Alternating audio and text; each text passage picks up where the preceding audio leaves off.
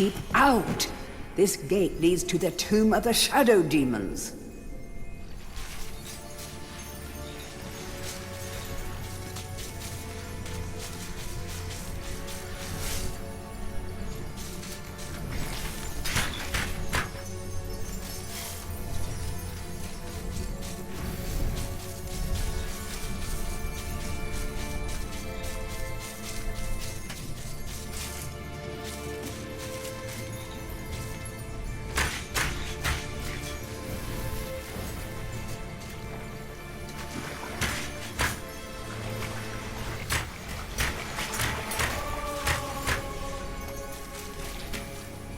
Like a giant magpie, the dragon bird sits upon its hoard of stolen treasures.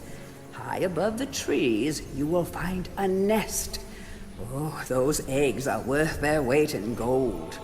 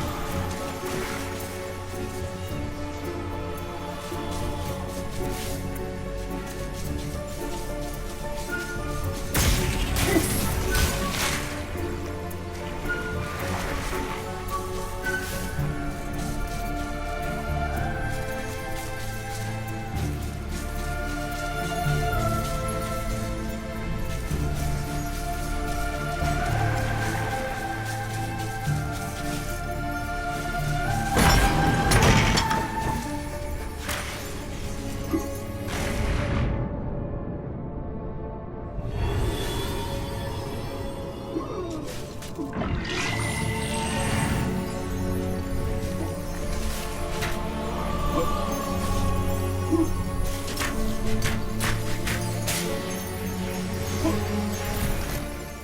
shall enter. The shadow demons are entombed within, separated from the world of goodness and light until the earth cracks open. No one, not even the Dark Lord Zarek, can release them without the shadow artifact. Leave now, or share their doom.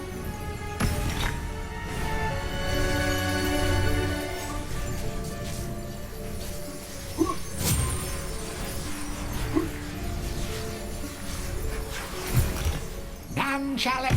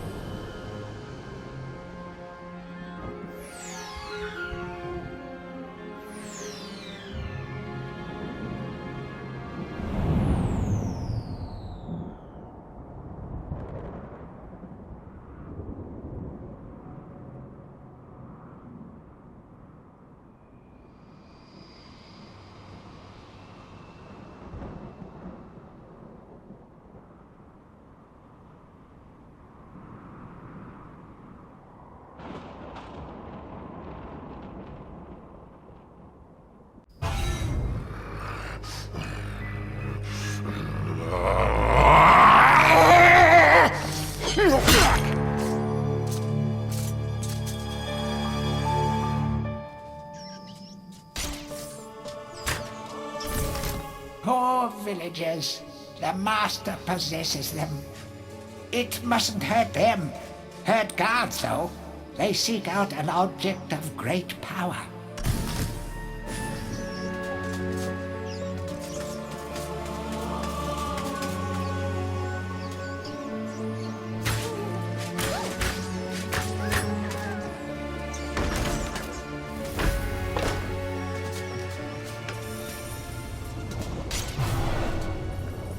Blacksmith's Monthly. Old Man Willie Green of Gallowstown was awarded Smithy of the Season by our readers. His outstanding casts have produced many intricate and hard-wearing iron goods and sculptures. Willie only uses the finest of metals in his work, and is particularly noted for his magnificent busts. Old Man Willie was quoted as saying, "Aye, when I get pumping on me bellows, there's no stopping me. It's all in the rhythm, up and down, up and down. I've always been inspired by the stories of Stanya Ironhewer, the greatest smithy there ever was."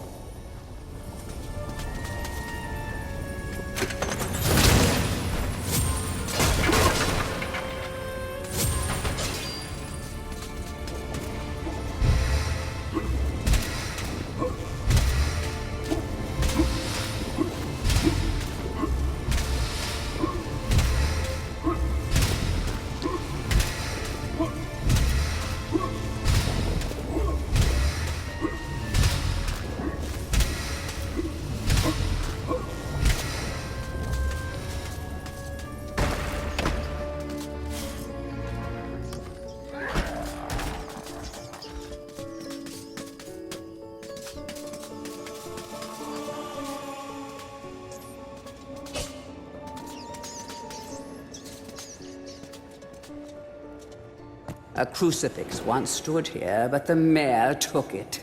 Find a replacement and see how the church should really look.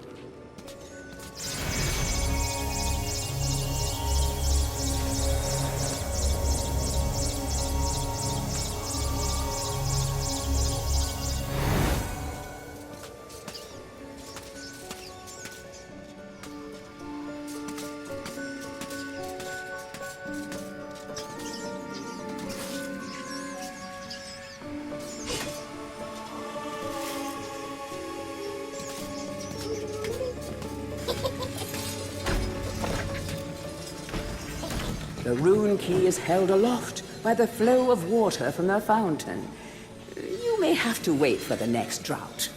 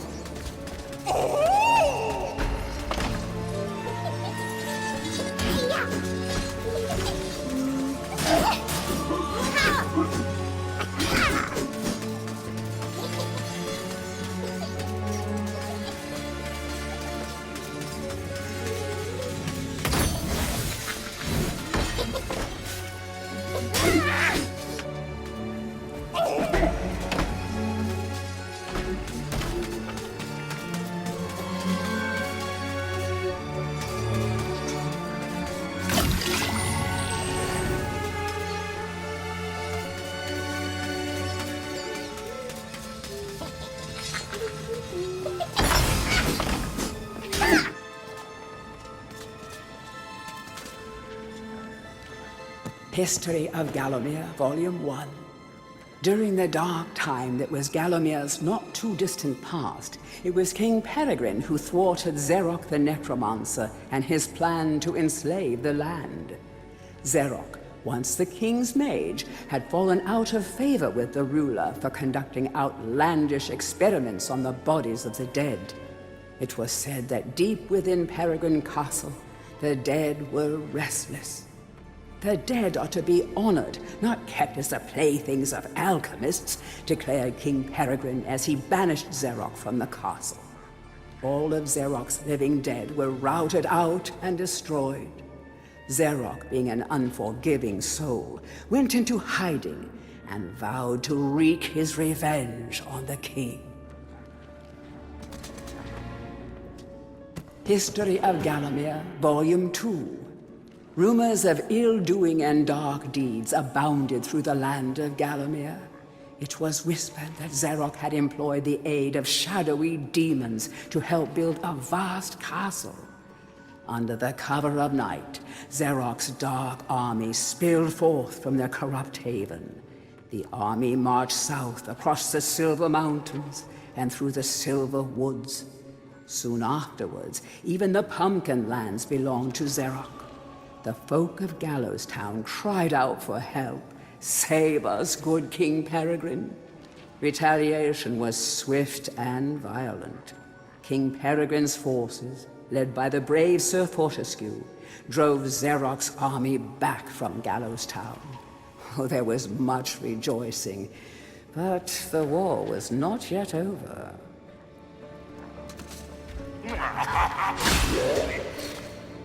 History of Gallowmere, Volume 3. News that Xerox's army had now taken the Floodlands caused much concern. From this vantage point, Xerox could march west to take the Enchanted Forest. This sacred place would prove a bitter defeat if it fell into the hands of the evil sorcerer.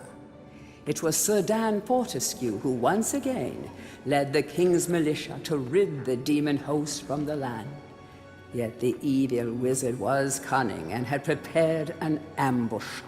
Titanic battle ensued, of which history has never seen the like. It is said that the day would have gone to Xerox, but for the skill and valor of one man. Fortescue led the charge deep into the massed ranks of the undead, felling Xerox's bodyguard, the fearful Lord Coddock, and before finally succumbing to his own mortal wounds, slew the traitorous sorcerer with a mighty sweep of his sword.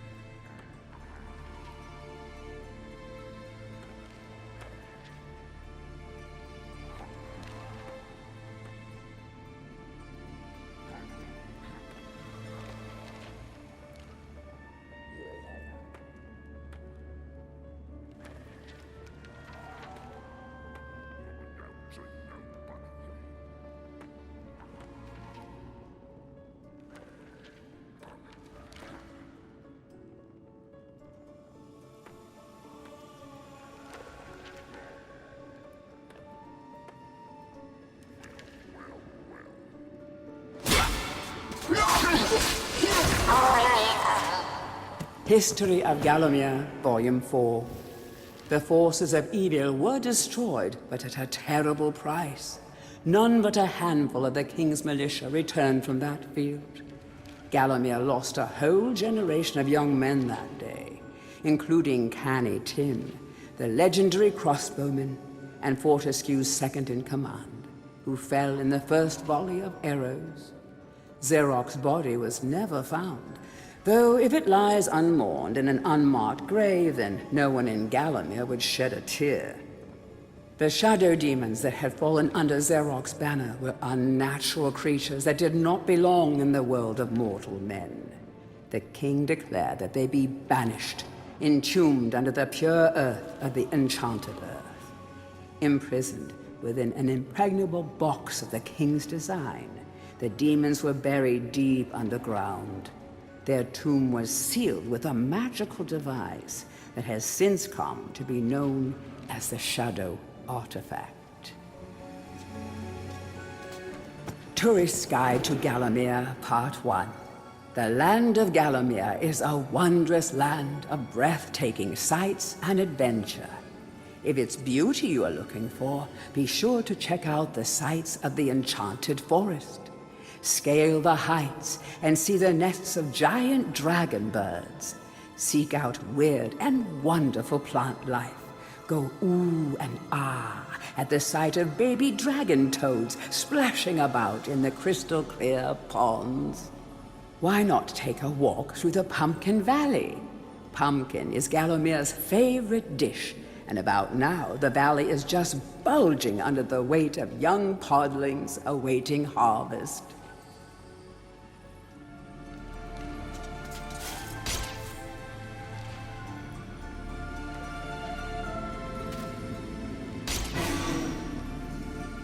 Tourist Guide to Gallowmere, Part 2. If it's mystery you're looking for, then the seasoned adventurer should travel to the ruins of King Peregrine's castle. Yes, this is the fortress from which the fabled King Peregrine once hailed. It is said that the king's crown was lost in the dungeons below the castle, and that the ghost of the regent himself now haunts these cold stone passageways. Spooky. Why not take the swamps and seek out the mythical town of Mellowmead? This place was once said to be a place of fantastical arcane alchemy, but an age has passed since it was consumed by the murky swamps. Perhaps great treasure awaits any adventurer that can locate its watery resting place.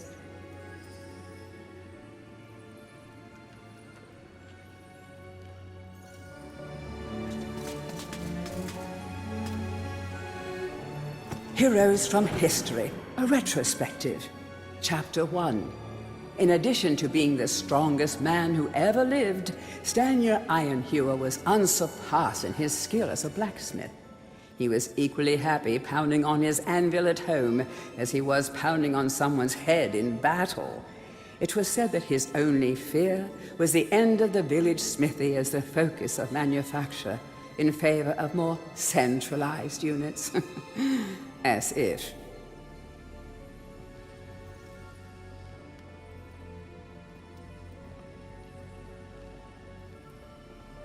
Chapter 2. Born a humble peasant to one of the nomadic tribes from the Eastlands, Bloodmanoth Skullcleaver gathered an army of horsemen and swept over half the civilized world.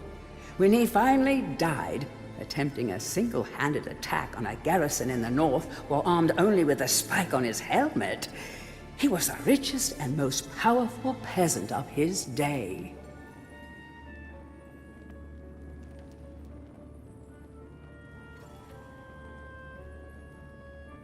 Chapter 3.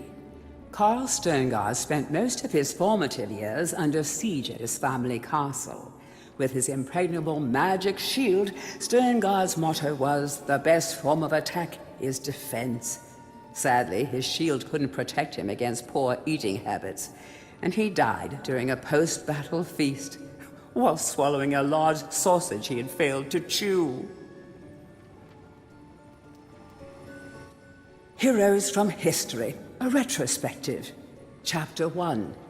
In addition to being the strongest man who ever lived, Stanyer Ironhewer was unsurpassed in his skill as a blacksmith.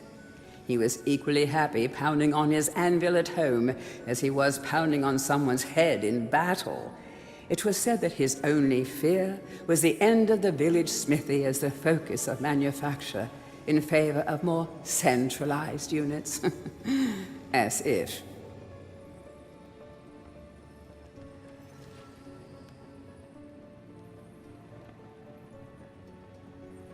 Chapter 2.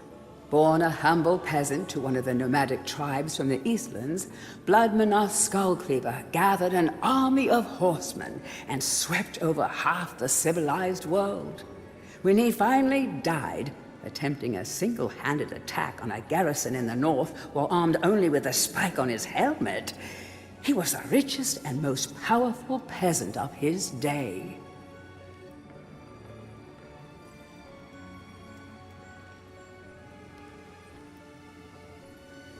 Chapter 3.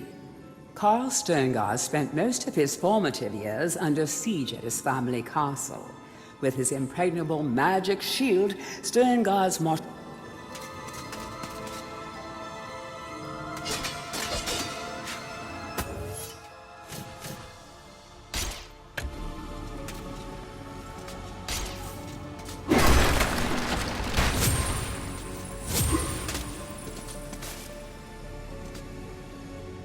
To whom it may concern, I must make haste, for Xeroc's men will be here within the hour. I have taken the crucifix from the church. It is the key to a key. I used the cross to make the attached cast. Then I had it destroyed. It is my hope that this cast falls into the hands of a just and good hero. Signed, the town mayor.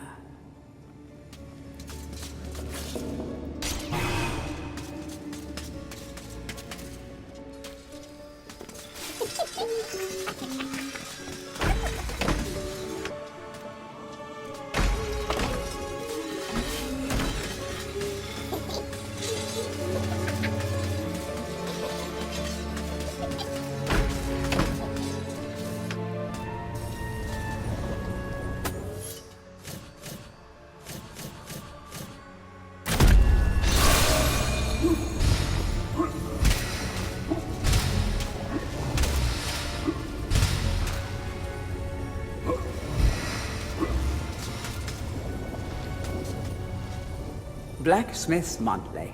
Old man Willie Green of Gallowstown was awarded Smithy of the Season by our readers. His outstanding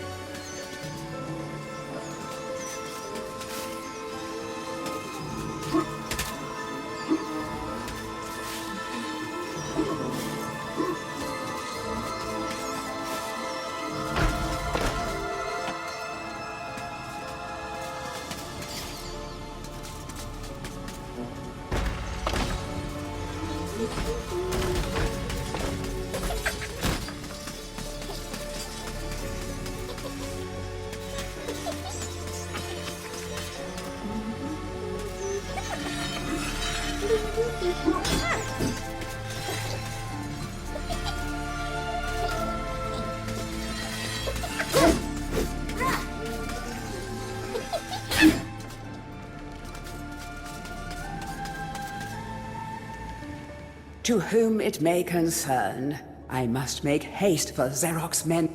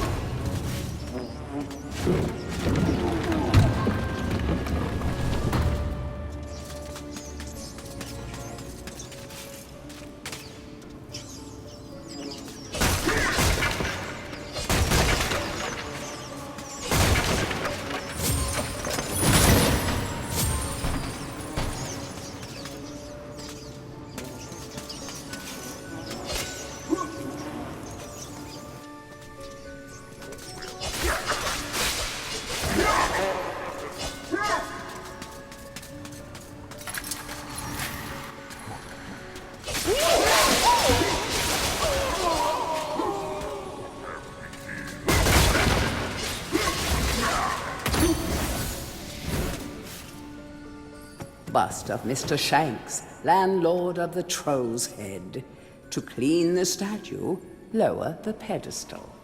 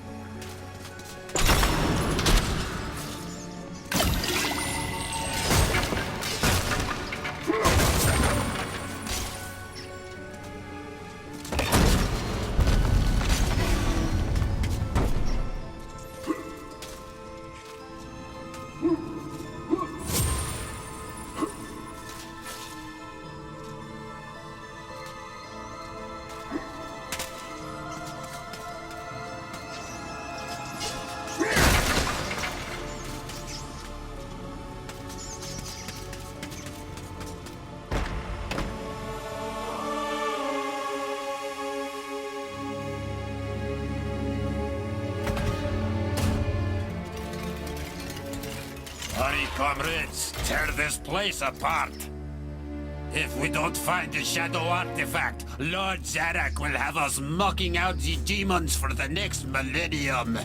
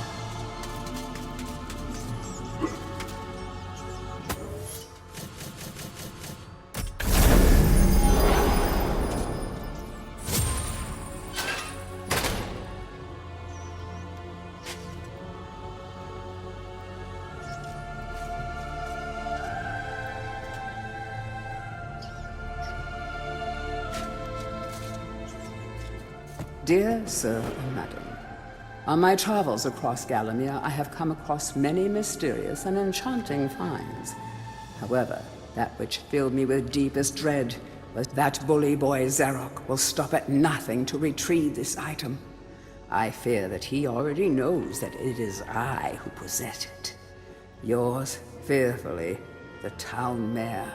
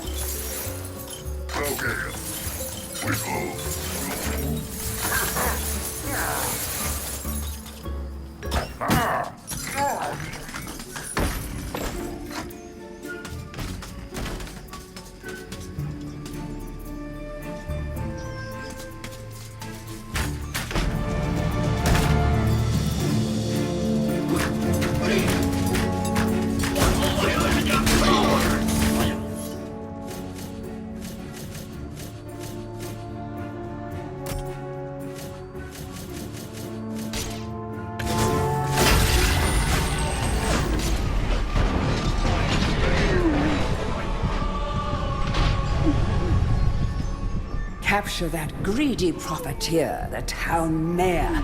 Take him to the asylum dungeons. Give the fat boy a good going over. Locate the shadow artifact. Bring me back something nice.